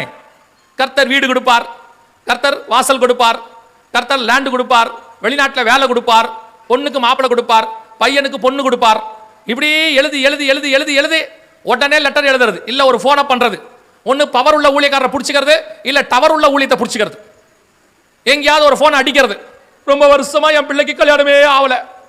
உங்க விசுவாசம்லாம் எது மேல இருந்துச்சு? 25 வருஷமா உலகத்தில் உள்ள காரியங்கள் மேல தானே இருந்துச்சு. அதனால நீங்க எதை விசுவாசிச்சீங்க? வீடு வேணும்னு விசுவாசிங்க, ஆண்டவர் கொடுத்துட்டார். பிள்ளைக்கு கல்யாணம் ஆகணும்னு விசுவாசிங்க, நடந்துருச்சு. இப்போ உங்ககிட்ட வீடு இருக்கு, கார் இருக்கு, லேண்ட் இருக்கு, எல்லாம் இருக்கு. இப்பெல்லாம் முந்தைய போன ஜெனரேஷன்ல கஷ்டப்பட்ட ஊழியக்கார மாதிரிலாம் இப்போ யாரும் கிடையாது. போன தலைமுறை ஊழியக்காரங்க சாப்பாட்டுக்கே கஷ்டப்பட்டது இருக்கு. ஆனா இப்போ அதெல்லாம் இல்லை. இப்போ எல்லாம் நல்லா இருக்கீங்க, அதெல்லாம் மாற்று கருத்தெல்லாம் கிடையாது. நீங்க சும்மா ஆண்டவர் எங்களை, உங்க கஷ்டம்லாம் என்ன நான் சொல்றேன். உங்க கஷ்டம் என்ன? பையன் அமெரிக்கா ஸ்கூல்ல படிக்கிறான், ஃபீஸ் கட்ட முடியல, இதான் உங்க கஷ்டம். உங்க கஷ்டம் என்ன? நான் ஒரு சின்ன கார் வச்சிருக்கேன், உடம்பெல்லாம் வலிக்குது, இனோவா இருந்தா நல்லா இருக்கும். உங்க கஷ்டம் இதான். இப்ப உங்க கஷ்டம் இப்போ போட இந்த மிஷினரிகள் மாதிரி சாப்பாட்டு கஷ்டம்லாம் கிடையாது உங்களுக்கு. அப்ப இந்த 25 வருஷமா நீங்க ஊழியக்காரங்களை பயன்படுத்திக்கிட்டீங்களா, இல்ல ஊழியக்காரங்க உங்களை பயன்படுத்திக்கிட்டாங்களா தெரியாது. அதாவது பைபிள்லயே இல்லாத ஊழியம்லாம் நடந்துச்சு. பண ஆசீர்வாத கூட்டம், இயேசுநாதருக்கே தெரியாத ஊழியம் இது. இயேசுநாதர்கிட்டே காசு இல்ல டாக்ஸ் கட்டுறதுக்கு, இவங்க பாத்தீங்கன்னா பணம் பெருக்கிற கூட்டம். அப்படியே உங்களுக்கு கேட்கவே நல்லா இருக்கு பாருங்க. இயேசுநாதர் எல்லாத்தையும் விட்டுட்டு ஏன் பின்னாடி வானா, இவன் பிரசங்கம் பண்றான், நீ வா இயேசுநாதர் எல்லாத்தையும் தருவாருன்னு. இதான் பிரசங்கம். இதைத்தான் நீங்களும் கேட்டிய. ஆண்டவர் 25 வருஷமா கொடுத்தாரு, இல்லைன்னு சொல்லல. ஏன்னா என் நாமத்தினால எதை கேட்டாலும் நான் உனக்கு தருவேன். இப்ப அந்த இளையகுமாரன் போய் அவங்க அப்பாட்ட கேட்டான், சொத்தை பிரிச்சு கொடுங்கன்னு. கொடுத்தாரா இல்லையா? ஒரு வார்த்தை பேசாம கொடுத்தாரு. ஏன்னா அவங்க அப்பாவுக்கு தெரியும், இந்த சொத்து உன்னை காப்பாத்தாது, ஒரு நாள் நீ பண்ணி தவிடு தின்னுட்டு எங்கிட்ட வருவேன்னு அவருக்கு தெரியும். அதே மாதிரி தான் ஆண்டவர் உங்களுக்கு ஆசீர்வாதத்தை கொடுத்தாரு. அதே மாதிரி தான் கொடுத்தாரு. ஒரு நாள் கொரோனா வரும், ஐசியூல உனக்கு பெட் கிடைக்காது, ஒரு ஆக்சிஜன் சிலிண்டர் கிடைக்காது, எல்லா வீட்டில் லேண்ட் இருக்கும், எல்லாம் இருக்கும். ஆனா ஹாஸ்பிட்டல் வாசல்ல பெட் கிடைக்காம ரோட்ல படுத்து கிடப்ப, அன்னைக்கு நீ எங்கிட்ட வருவேன்னு ஆண்டவருக்கு தெரியும். அதுதான் கொரோனா நடந்துச்சு. பெரிய பெரிய கோடீஸ்வரனும் கிரெடிட் கார்டு வச்சிருக்கிறவனும் லேண்ட் வச்சிருக்கிறவனும் ஒரே ஒரு ஐசியூல பெட் கிடைக்காம வெளியே படுத்து கிடந்தான். அந்த இடத்துல ஒரு அறிவு வந்திருக்கணும். என்ன தெரியுமா? உலகம் முழுவதையும் ஆதாயப்படுத்தினாலும் தன் ஆத்மாவை நஷ்டப்படுத்தினால் பிரயோஜனம் என்ன? இயேசுநாதர் என்னைக்கோ சொல்லிட்டு போனது. இன்னைக்கு பணத்தை ஆசை, பொருள் ஆசை ஒன்னு இருந்தாலும் போதும் என்ற மனதனுடைய தெய்வ பக்தியே மிகுந்த ஆதாயம் இல்ல. இன்னும் இன்னும் இன்னும் அதனுடைய விளைவு என்ன? கொரோனா வந்த போது உங்களையும் காப்பாற்ற முடியல, உங்க மூலமா இன்னொருத்தரையும் காப்பாற்ற முடியல. மிகப்பெரியதான ஆவிக்குரிய நஷ்டம் திருச்சபைக்கு. ஆனா இப்ப அதை பத்தி எந்த கவலையாது உங்களுக்கு இருக்குதா? எந்த கவலையும் இல்ல. இப்ப உங்களை பத்தவன் என்ன? அவன் போனா நான் தப்பிச்சுக்கிட்டேன், தோத்திரம். கர்த்தர் கிருபையா என்னை காப்பாத்திட்டார். அதுதான் இப்ப நீங்க சொல்லிட்டு இருக்கீங்க, கர்த்தர் கிருபையா என்னை காப்பாத்திட்டாரு. அவங்க எல்லாம் கிருபை இல்ல, போயிட்டாங்க. அவளை அப்படி வச்சுக்கோங்க. இப்போ கூட ஏன் இதை உங்களுக்கு இவ்வளவு கடினமா சொல்றோம் தெரியுமா? ஒருவேளை கேட்கறது கொஞ்சம் கடினமா இருக்கும், கடினமா தான் இருக்கு, கேளுங்க. எப்பவுமே நல்லா தெரிஞ்சுக்கொள்ளுங்க, மருந்து கசப்பா தான் இருக்கும், ஆனா அது உடம்புக்கு நல்லது. சிலது சாப்பிட்றதுக்கு ரொம்ப நல்லா டேஸ்டா இருக்கும், உடம்புக்கு கெடுதியா இருக்கும். இப்போ எதுக்கு இவ்வளவு தூரம் உங்களுக்கு சொல்றேன் தெரியுமா? இந்த கொரோனாவை விட மிக மோசமான சூழ்நிலையை இந்த உலகம் கிராஸ் பண்ண போகிறது. பூமி முழுக்க, இதையும் நான் சொல்லல, இப்போ அந்த ப்ரூஃபையும் நீங்க பாப்பீங்க. மிக மோசமான சூழ்நிலையை இந்த உலகம் கிராஸ் பண்ண போதுனா 2018 சொன்ன கொரோனா 2020 லாக்டவுன் ஆச்சு. இப்போ 2023 ஒரு யுத்தம் ஆரம்பிச்சது. கொரோனா 2023 தான் எமர்ஜென்சின்ற காலத்துக்கு முடிவுக்கு வந்துச்சு. அதே வருஷம் ஒரு யுத்தம் ஆரம்பிச்சது. அந்த யுத்தம் வேதத்தில் சொல்லப்பட்ட கடைசி கால யுத்தம். வாசிங்க எசேக்கியேல் 38:8 வாசிங்க. எசேக்கியேல் 38:8 வாசிங்க. அநேக நாட்களுக்கு பிற்பாடு நீ விசாரிக்கப்படுவாய், பட்டயத்துக்கு நீங்களாகி பற்பல ஜனங்களிலிருந்து சேர்த்து கொள்ளப்பட்டு வந்தவர்களின் தேசத்தில் கடைசி வருஷங்களிலே வருவாய். இந்த வசனம் தெளிவா சொல்லுது, கடைசி வருஷங்களிலே நீ வருவாய். இன்னும் ஒரு வசனத்தையும் வாசிங்க, அதே 38:16 வாசிங்க. 16 நீ தேசத்தை கார் மேகம் போல் மூட என் ஜனமாகிய இஸ்ரவேலுக்கு விரோதமாக எழும்பி வருவாய். வசனம் தெளிவா சொல்லுது, இஸ்ரவேலுக்கு விரோதமாய் எழும்பி வருவாய். கடைசி நாட்களிலே இது சம்பவிக்கும். ஒரு தடவைக்கு 2 தடவை சொல்றாரு, கடைசி வருஷம் கடைசி நாட்களிலே இது சம்பவிக்கும். இஸ்ரவேலுக்கு விரோதமாய் வரும். சரி, இஸ்ரவேலுக்கு விரோதமாய் வரும். அதுவும் இஸ்ரவேலுக்கு விரோதமா எந்த இடத்துல வரும்? அதே 38:8 வாசிங்கல, கடைசி நாட்களிலே வருவாய். அதுக்கப்புறம் வாசிங்க. நெடுநாள் பாழாய் கிடந்து பிற்பாடு. உங்களுக்கு இது சாதாரணம், இஸ்ரவேல் தேசம் இருக்குன்னு. ஆனால் இதே வசனத்தை 80 வருஷத்துக்கு முன்னாடி படிச்சீங்கன்னா இஸ்ரவேல் தேசம் இல்லை. இதே வசனத்தை 100 வருஷத்துக்கு முன்னாடி படிச்சீங்கன்னா இஸ்ரவேல் தேசம் இல்லை. அப்ப இந்த தீர்க்கதரிசனம் நடக்காதுன்னு நீங்க சொல்லிடுவீங்க. ஏன்னா இஸ்ரவேல் ஒரு தேசமே இல்லையா, அப்புறம் எப்படி யுத்தம் அவங்களுக்கு விரோதமா வருவேன்னு சொல்லுவீங்க. ஆனா கர்த்தர் சொன்னபடி இஸ்ரவேல் ஒரு தேசம் உருவாக்கி விட்டது. அவங்களுடைய கடைசி வருஷங்களுக்குள்ளே நாம் வந்து விட்டோம். அப்ப இஸ்ரவேலுக்கு விரோதமா இந்த யுத்தம் வரும்னா இப்ப இஸ்ரவேலுங்கிற ஒரு தேசம் இருக்கு, அதனால கண்டிப்பாக வரும். இரண்டாவது, இஸ்ரவேலின் மலைகளுக்கு விரோதமாய் வரும். இந்த மலைகளுக்கு விரோதமாய் எழும்போம் அப்படின்னு சொல்ற இந்த யுத்தம் எப்ப ஆரம்பிச்சது அப்படின்னு பாத்தீங்கன்னா, இது 2023 அக்டோபர் மாசம் 7ஆம் தேதி. 2023 மே மாசம் கொரோனா முடிவுக்கு வந்து பேண்டமிக் ஓவர், அந்த எமர்ஜென்சி முடிவுக்கு வந்துச்சு. அதே வருஷம் அக்டோபர் மாசம் இந்த யுத்தம் ஆரம்பிச்சிச்சு. இது எதற்காக ஆரம்பிச்சதுன்னா, இஸ்ரவேலின் மலைகளுக்காக ஆரம்பிச்சிச்சு. தி டோம் ஆஃப் ராக் அப்படின்னு சொல்லக்கூடிய டெம்பிள் மவுண்ட் அப்படின்னு சொல்லக்கூடிய ஒரு மலைக்கு விரோதமாய் இந்த யுத்தம் ஆரம்பிச்சிச்சு. இதுக்காக தான் ஆரம்பிச்சது. இந்த யுத்தம் ஆரம்பிச்சு ஏறக்குறைய 2 வருஷம், இந்த அக்டோபர் வந்தா 3ஆவது வருஷம் இந்த யுத்தம் ஆரம்பிச்சது. இந்த யுத்தம் தான் அப்படியே பெருசாச்சு. அப்படியே இஸ்ரவேல்ல இருந்து அடுத்தபடியாக அது அப்படியே லெபனானுக்கு போச்சு. லெபனான்ல இருந்து ஏமன் ஹவுதி பகுதிக்கு போச்சு. அங்கிருந்து ஈரானுக்கு போச்சு. இந்த ஈரானை பத்தி எசேக்கியேல் 38:5 நீங்க வாசிச்சீங்கன்னா அவர்களோடு கூட பெர்ஷியரும் அப்படின்னு இருக்கு. இப்போ ஈரான் அதோடு கூட இருக்கு, யுத்தத்தில் இருக்கு. இந்த யுத்தத்தில் ஆண்டவர் சொன்ன கடைசி மிக முக்கியமான ஒரு ஆள் வந்து சேரணும் அப்படின்னு நாங்கள் சொல்லிட்டு இருந்தோம். அந்த ஆள் வந்துடுச்சு. இப்ப இந்த வாரத்தில் அந்த ஆள் வந்து ஜாயின் ஆயிடுச்சு. எசேக்கியேல் 38:2 வாசிங்க பாப்போம். எசேக்கியேல் 38:2. மனுபுத்திரனே, மேசேக் தூபால் ஜாதிகளின் தலைமையான அதிபதியாகிய மாகோகு தேசத்தானான கோகோக்கு எதிராக நீ உன் முகத்தை திருப்பி. இந்த இடத்துல யாரை பத்தி சொல்லப்பட்டிருக்கிறது அப்படின்னு கேட்டீங்கன்னா, வடக்கு பக்கத்துல இருந்து எழும்பி வரக்கூடிய மேசேக் தூபால் ஜாதிகளின் தலைமையான அதிபதியாகிய மாகோக். இது யாரை பத்தி இருக்கு அப்படின்னு கேட்டீங்கன்னா, வடக்கு பக்கத்துல இருந்து இஸ்ரவேல் சைடில் வச்சு நேரா ஒரு கோடு போட்டீங்கன்னா ரஷ்யாவில் போய் நிற்கும். யாராவது மலையாள பைபிள் வச்சிருக்கீங்களா? மலையாள பைபிள் யார்கிட்ட இருக்கா? இல்ல சரி, அந்த தமிழ்ல இல்லாத ஒரு வார்த்தை மலையாள பைபிள் இருக்கும், நீங்க வாசிச்சீங்கன்னா தெரியும். எசேக்கியேல் 38:2 ரோஷே அப்படிங்கிறதான ஒரு வார்த்தை இருக்கும்.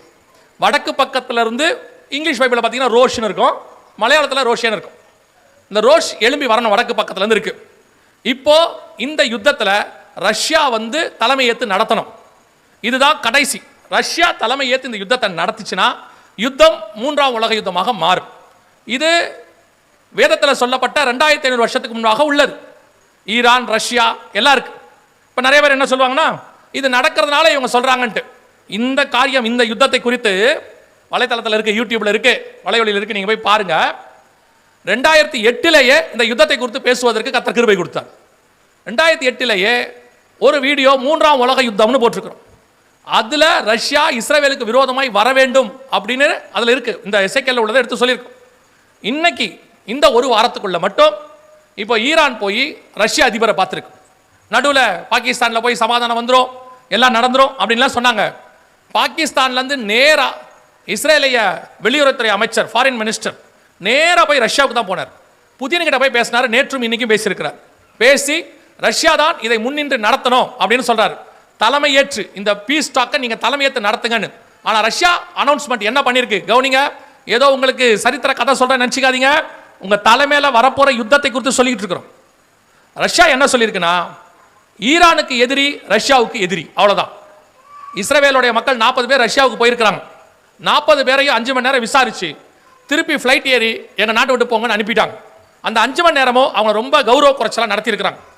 அதுக்கு ரஷ்யா கொடுத்த விளக்கம் என்னன்னா, நாங்கள் ஈரானுக்கு ஆதரவாக இருக்கிறோம், ஈரானுடைய எதிரி எங்களுடைய எதிரி அப்படின்னு சொல்லியிருக்கிறாங்க.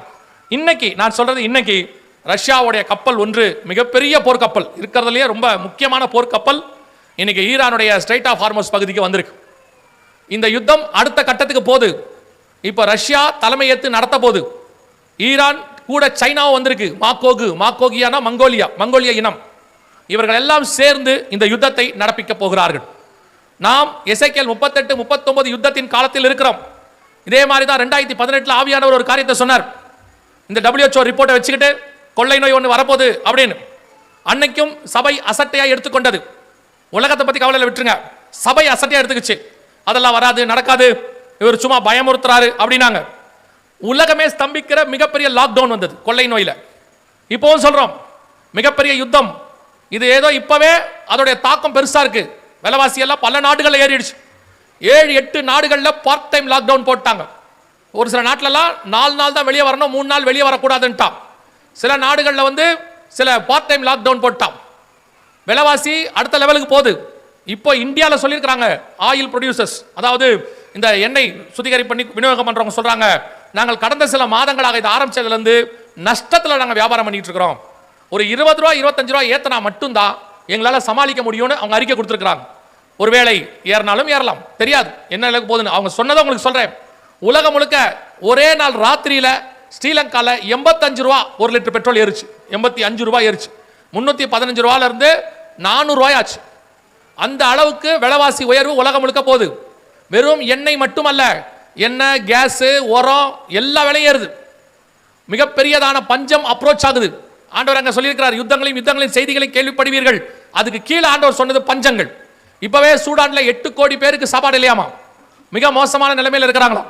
இன்னும் இதோட நிலைமை உச்சமாகும். ரஷ்ய வெளியுறவுத்துறை அமைச்சர் சொல்றார் ஐரோப்பாவை பார்த்து நேத்து, நீங்கள் எங்களை எதிர்க்கிறீர்கள், இன்னும் சில வாரங்களிலே நீங்கள் எங்ககிட்ட வந்து ஆயிலுக்கு கையேந்துவீங்க, அந்த நிலைமை உங்களுக்கு வரும் என்று சொல்லுகிறார்.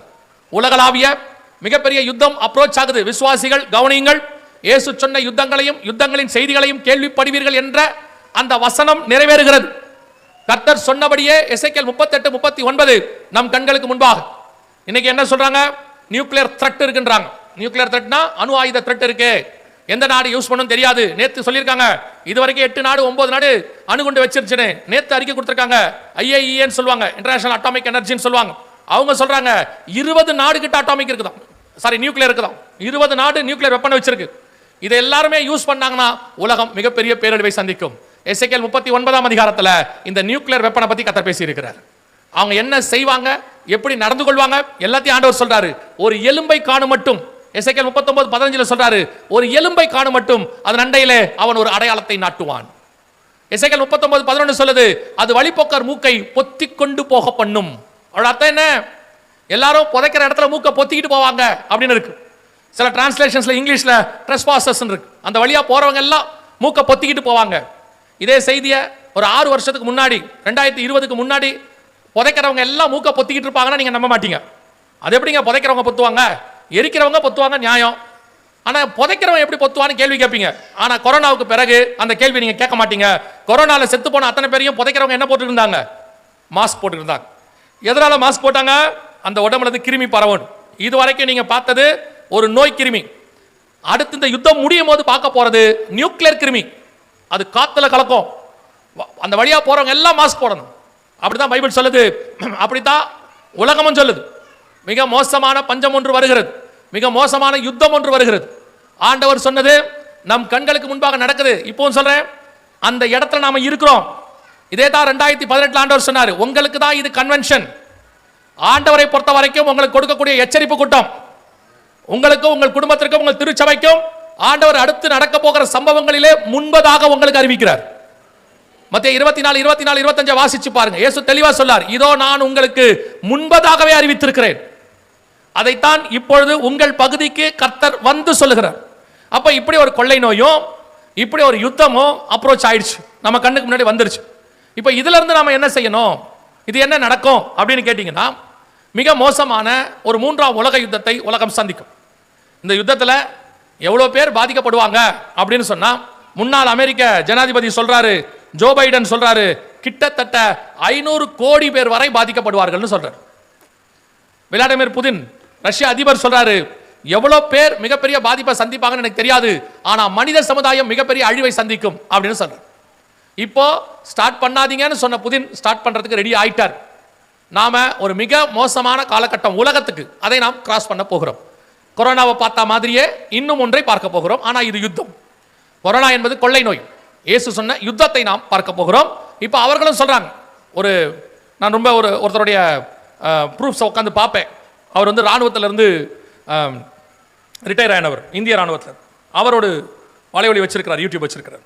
அதில் வந்து அவர் போடும்போது அவர் சொல்றாரு, 72 மணி நேரத்துக்குள்ள இந்த சமாதான பேச்சுவார்த்தை முடியலனா அடுத்து மிக மோசமான விளைவுகளை உலக தலைவர்கள் எடுக்க வாய்ப்பு இருக்கிறது, மேபி நடக்கலாம் அப்படின்னு அவர் சொல்றார். அவர் வந்து இப்போ நான் வந்து பைபிள்ல இருந்து சொல்றது, அவரு உலக அந்த யுத்தத்திலிருந்து இராணுவத்திலிருந்து சொல்றாரு. இப்போ அவர் இல்லை ராணுவத்தில். நல்லா கவனிச்சு பாருங்க, அடுத்த 72 hours அவர் சொல்றார், இப்போ அந்த பேச்சுவார்த்தை ஃபெயிலியரை நோக்கி போகிறது. ஆனால் இப்போ பேச்சுவார்த்தை என்னவா போய் முடியும், ஃபெயிலியரா, அதெல்லாம் ரெண்டாவது. ஆனால் எசேக்கியேல் சொன்ன யுத்தமானது நம் கண்களுக்கு முன்பாக ரொம்ப பக்கத்தில் இருக்கு. இதிலிருந்து வரப்போகிறதான இந்த காரியத்திலிருந்து நம்மையும் நம்முடைய பிள்ளைகளையும் குடும்பத்தையும் திருச்சபையும் காப்பாற்ற வேண்டிய மிக முக்கியமான ஒரு பொறுப்பை கர்த்தர் நம் கையில் கொடுத்து வச்சிருக்கிறார். இந்த காரியத்தை உங்களுக்கு சொல்றதுக்கான காரணம் என்ன, திருப்பியும் சொல்றேன். ஒரு சாரார் இதை ஆப்போசிட்டா புரிஞ்சுக்கிறாங்க. இவர் வந்து பயமுறுத்துற மாதிரி பிரசங்கம் பண்றாரு. அப்படி பார்த்தா போய் யோனா நினிவே ஜனங்களுக்கு சொன்னது பயமுறுத்தலா இல்ல எச்சரிப்பான்னு சொல்லுங்க. நோவா சொன்னது பயமுறுத்தலா எச்சரிப்பா, உலகம் தண்ணியில் அழிய போகுதுன்னு. ஆனா அவர் பேழையை ரெடி பண்ணிட்டு சொல்றார். அவரோட அர்த்தம் என்ன, உலகம் அழிய போகுதுங்கிறது மெசேஜ் இல்ல, அழிய போது காப்பாத்துறதுக்கு பேழை ஒன்று ரெடியா இருக்குதுங்கிறதா மெசேஜ். நினிவே ஜனங்களுக்கு செய்தி என்ன, அழிய போது என்பதல்ல, அதற்கு நடுவில் தேவன் உங்களை காப்பாற்ற வல்லமை உள்ளவராய் இருக்கிறார், அதான் மெசேஜ். சோதோம் அழிய போது என்பது மெசேஜ் அல்ல, அதுக்கு நடுவில் உன்னையும் உன் குடும்பத்தையும் கர்த்தர் காப்பாற்றுவார், அதுதான் மெசேஜ். இதைத்தான் இயேசு சொல்றார். மத்தேயு 24:6 சொல்றாரு, யுத்தங்களின் செய்திகளையும் கேள்விப்படுவீர்கள், கலங்காதபடி எச்சரிக்கையாயிருங்கள், இவைகளெல்லாம் சம்பவிக்க வேண்டியதே, ஆனாலும் முடிவு உடனே வராது. கலங்காதபடி எச்சரிக்கையாயிருங்கள், இதான் மெசேஜ். இதெல்லாம் நடக்கும். முதலாம் உலக யுத்தத்தை விட 2ஆம் உலக யுத்தத்தை விட 3ஆம் உலக யுத்தம் மிக மோசமாக இருக்கும் என்று சொல்கிறார்கள். அவ்வளவு பெரிய தன் யுத்தமும் கொள்ளை நோயும் பஞ்சங்களும் ஒரு சேர வரும். உலகம் முழுக்க பல நாடுகள் இதில் பாதிக்கப்படும், கோடி கோடியாய் ஜனங்கள் பாதிக்கப்படுவார்கள். ஆனால் இவைகளுக்கு நடுவில் ஆண்டவர் உங்களுக்கு கொடுக்கக்கூடியதான வார்த்தை என்னவென்றால், கலங்காதபடி எச்சரிக்கையாயிருங்கள். அது என்னங்க, இவ்வளவு நடக்கும்போது நாங்கள் கலங்காதபடி எப்படி எச்சரிக்கையா இருக்கணும்? அதோட அர்த்தம் என்னன்னா, இவைகளுக்கு நடுவில் இதெல்லாம் உலகத்தில் நடக்கிற சம்பவம். இயேசு கிட்ட கேட்டாங்க, உங்களுடைய வருகைக்கும் உலகத்தின் முடிவுக்கும் அடையாளம் என்ன? அந்த அடையாளத்தில் ஒரு அடையாளம் தான் இது நடக்கும். ஆனா உங்களுக்கும் எனக்கும் அல்ல, உங்களுக்கும் எனக்கும் ஒரு உதவி வரும் கண்மலை இருக்கிறது. வாதை உன் கூடாரத்தை அணுகாது, பொல்லாப்பு நேரிடாது. இதுதான் கர்த்தர் பண்ண வாக்குத்தத்தம். அப்ப தேவ ஜனங்கள் அவரை நோக்கி பார்க்கிறவர்கள் இவைகளுக்கு நடுவிலே பத்திரமாய் பாதுகாக்கப்படுவார்கள். அதை நிரூபிக்க வேண்டியது உங்களுடைய வேலை. இப்ப நாங்க இதுல என்னங்க செய்யணும்? இயேசு ஒரே வார்த்தை சொல்றாரு, கலங்காதபடி எச்சரிக்கையாயிருங்கள். பயப்படுறதுக்கு எச்சரிக்கையாருங்க, பயப்படாதபடி எச்சரிக்கையாருங்க. ஏன் தெரியுமா? பயம் என்பது ஒரு விதமான பாவம். வெளிப்படுத்துற விசேஷம் சொல்லுது, கடைசி காலத்துல நரகத்துக்கு போறவங்க லிஸ்ட்ல ஃபர்ஸ்ட் யார் இருக்கிறா தெரியுமா? பயப்படுகிறவர்கள் அப்படின்னு இருக்கு.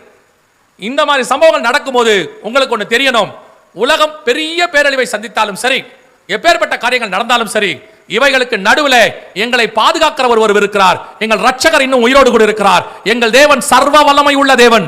நாங்கள் அவருடைய வஸ்திர மறைவுக்குள்ளே இருக்கிறோம். அவருடைய உள்ளம் கையிலே வரைந்து வைக்கப்பட்டிருக்கிறோம். கண்ணின் கருவழியாய் பாதுகாக்கிற தேவன் ஒருவர் இருக்கிறார். அவர் எங்களை பாதுகாப்பார். இந்த விசுவாசம் உனக்கு வரணும்.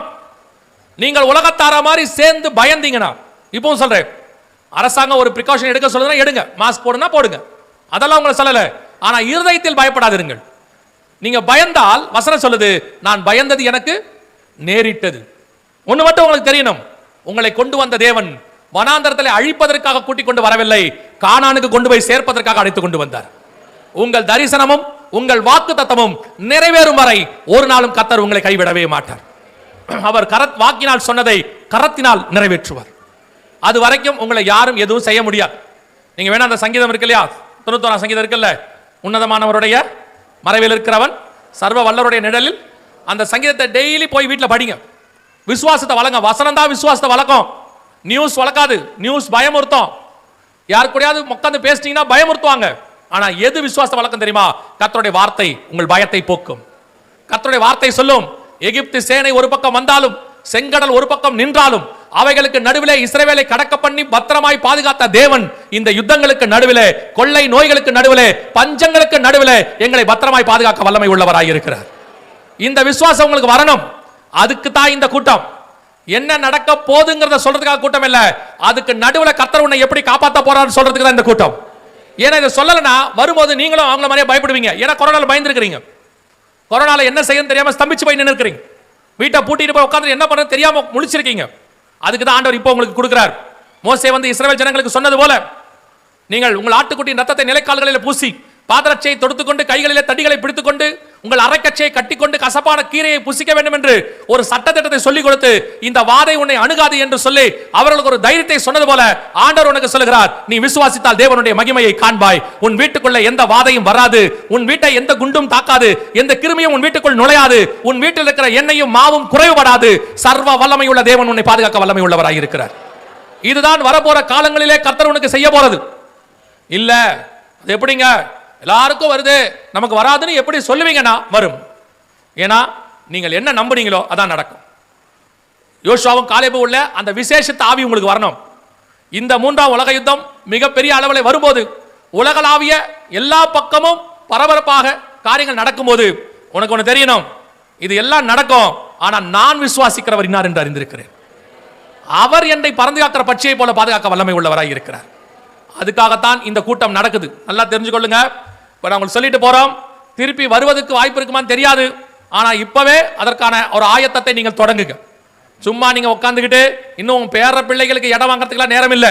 எலிசா சொன்ன மாதிரி ஒலிவ தோப்புகளையும் திராட்சை தோட்டங்களையும் வீடு வாசல்களை வாங்குவதற்கு இது காலமோ? அந்த காலம் இது அல்ல. இது உங்களையும் உங்கள் குடும்பத்தையும் பேழைக்குள்ளே பத்திரமாய் பாதுகாக்கிற காலம். நோவா தன் குடும்பத்தை ரட்சிக்கும்படிக்கு ஒரு பேழையை உண்டு பண்ணினான். அதே மாதிரி தான் ஆண்டவர் இப்ப கொடுக்கிறார். Last chance. நாம் இனி ஒவ்வொரு நாளும் வீடுகளிலே கர்த்தரை நோக்கி பார்க்க போகிறோம். வீடுகளிலே குடும்ப ஜெபம் ஆரம்பிக்கிறோம். நீங்கள் உட்கார்ந்து உங்கள் வீடுகளிலே துதியும் ஸ்தோத்திரமும் ஆரம்பிக்கிறோம்.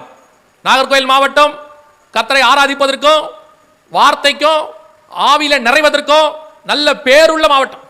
எப்பவும் சொல்லுவாங்க, மற்ற எல்லா மாவட்டத்திலும் சொல்லுவாங்க, வருஷம் 365 நாளும் நாகர்கோயில் என்ன நடக்குமா, கன்னியாகுமரி மாவட்டத்தில் என்ன நடக்குமா, கன்வென்ஷன்ஸ் நடக்குமா. கர்த்தரை 365 நாளும் உயர்த்துகிற இதே கன்னியாகுமரி மாவட்டம் கடந்த சில வருஷங்களாக கர்த்தரை விட்டு தூரம் போயிருக்கிறது. ஆவியிலே ஆராதிப்பதற்கு பதிலாக மாம்சத்தின் ஆராதனை வந்திருக்கு. கர்த்தருடைய வார்த்தைக்கு பதிலாக உலகத்தின் வார்த்தை உள்ளே நுழைஞ்சிருக்கு. இன்னைக்கு பிள்ளையாம் போன்ற தீர்க்கதரிசிகள் உங்களுக்குள்ளே நுழைந்திருக்கிறார்கள். பாலாக்கினுடைய காசுகளுக்காக தீர்க்கதரிசனம் உரைக்கக்கூடிய தீர்க்கதரிசிகள் உங்களுக்குள்ளே நுழைந்திருக்கிறார்கள். இயேசபேலின் உபதேசங்களுக்கு இடம் கொடுக்கிறவர்கள் உங்க இடத்துல இருக்கிறீர்கள். உங்களுக்கு ஆண்டவர், நீங்கள் கர்த்தருக்கு பிரியமாய் இருந்த காலம் ஒன்று உண்டு. அதன் நிமித்தம் கர்த்தர் உங்களுக்கு சொல்லுகிறார், காசுக்காக ஊழியம் பண்ணாத, காசுக்காக ஊழியம் பண்ணாதீங்க, உலகத்தினுடையதான தேவைகளுக்காக செய்யாதீங்க, கர்த்தருக்காக ஊழியம் பண்ணுங்க. தேவைகள் தானாய் சந்திக்கப்படும். பரலோகத்தின் தேவன் உன்னை போஷிக்க வல்லமை உள்ளவராய் இருக்கிறார். சும்மா எதுக்காக காசுக்காக உன்னுடைய கொடுத்த வரத்தை, உனக்கு கொடுத்த தாளந்த, கர்த்தர் கொடுத்த தரிசனத்தை யூஸ் பண்ணாத, அதை சம்பாதிக்கிறதுக்கு யூஸ் பண்ணாத. நீ அதை செஞ்சினா ஒரு நாள் நீ பரிதவிக்கப்பட்டவனாய் நிற்பாய். பிள்ளையாமை விட மோசமான இடத்துக்கு போவே. கர்த்தர் உனக்கு எச்சரிப்பு கொடுக்கிறார். நீ கன்வென்ஷன் என்றால் நல்ல வாக்கு தத்தத்தை வாங்கிட்டு நல்லா முடியும் போது சாப்பாடு போட்டு சாப்பிட்டு போறது நல்ல கன்வென்ஷன். இந்த கன்வென்ஷன் கர்த்தர் உங்களையும் உங்கள் ஊழியத்தையும் குடும்பத்தையும் பத்திரமாய் காப்பாதற்கு எச்சரிக்கை கொடுக்கிற கன்வென்ஷன் இது. இந்த கன்வென்ஷனுக்கு வந்தது நல்லது என்று நீங்கள் ஒரு நாள் சொல்லுவீர்கள். கர்த்தர் எங்களுக்கு முன்பதாகவே சொன்னார், எங்களை எச்சரித்தார், எங்களை பாதுகாத்தார், நாங்கள் இப்பொழுது பத்திரமாய் இருக்கிறோம் என்று நீங்கள் சாட்சி சொல்லத்தக்கதாக கர்த்தர் உங்களை ஆசீர்வதிப்பார். கர்த்தருடைய வருகை ஒருவேளை முந்துமானால், இவைகளுக்கு நடுவில் கர்த்தருடைய வருகை வருமானால், அதற்கும் சபை ரெடியா இருக்கணும், அதற்கும் சந்திக்கிறதுக்கு ரெடியா இருக்கணும். நீங்களும் நானும் ஏன் இயேசுவை தேடுறோம் தெரியுமா? கிறிஸ்தவங்கன்னு மார்த்தட்டி கொள்றதுக்கு இல்ல, இத்தனை % கன்னியாகுமரியில் கிறிஸ்தவங்க, நாங்க இங்க மெஜாரிட்டியில் இருக்கிறோன்றதுக்காகலாம் இல்ல. பரலோகத்துல சிறுபான்மையினர் பெரும்பான்மையினர் என்ற மண்ணாங்கட்டி எல்லாம் கிடையாது. பரலோகத்துல 2 சாட்சி தான். ஒன்று, உண்மையும் உத்தமம் உள்ளவனே எஜமானுடைய சந்தோஷத்துக்குள் பிரவேசி. இன்னொன்று, அக்கிரம செய்கைக்காரனே என்னை விட்டு அகன்று போ. நீ எந்த டினாமினேஷன் எந்த வளர்ப்புல வளர்ந்தீங்க அதெல்லாம் ரெண்டாவது, உன் இருதயம் தான் ஃபர்ஸ்ட். கர்த்தர் உன் இருதயத்தை பார்க்கிறார். அவரை சந்திப்பதற்கு சபை ரெடியா இருக்குதா? கர்த்தரை சந்திப்பதற்கு உன் ஆவி ஆத்மா சரீரம் ரெடியா இருக்குதா? உங்களுடையதான ஆவி ஆத்மா சரீரம் கர்த்தருடைய ரத்தத்தாலே கழுவப்பட்டிருக்கிறதா? பாவ மன்னிப்பு நிச்சயம் இருக்கா? அதான் ஃபர்ஸ்ட். ஆண்டவர் என் பாவத்தை மன்னிச்சிருக்கிறாருங்கிற நிச்சயம் இல்லாம, ரட்சிப்பின் சந்தோஷம் இல்லாம நீ வருகையில போக முடியாது. ஒரு நாள் ரட்சித்தாரு, நான் ரட்சிக்கப்பட்டு 20 வருஷம் ஆச்சுனா இல்ல, அனுதினமும் ரட்சிக்கப்பட வேண்டும் என்று வேதம் சொல்லுகிறது.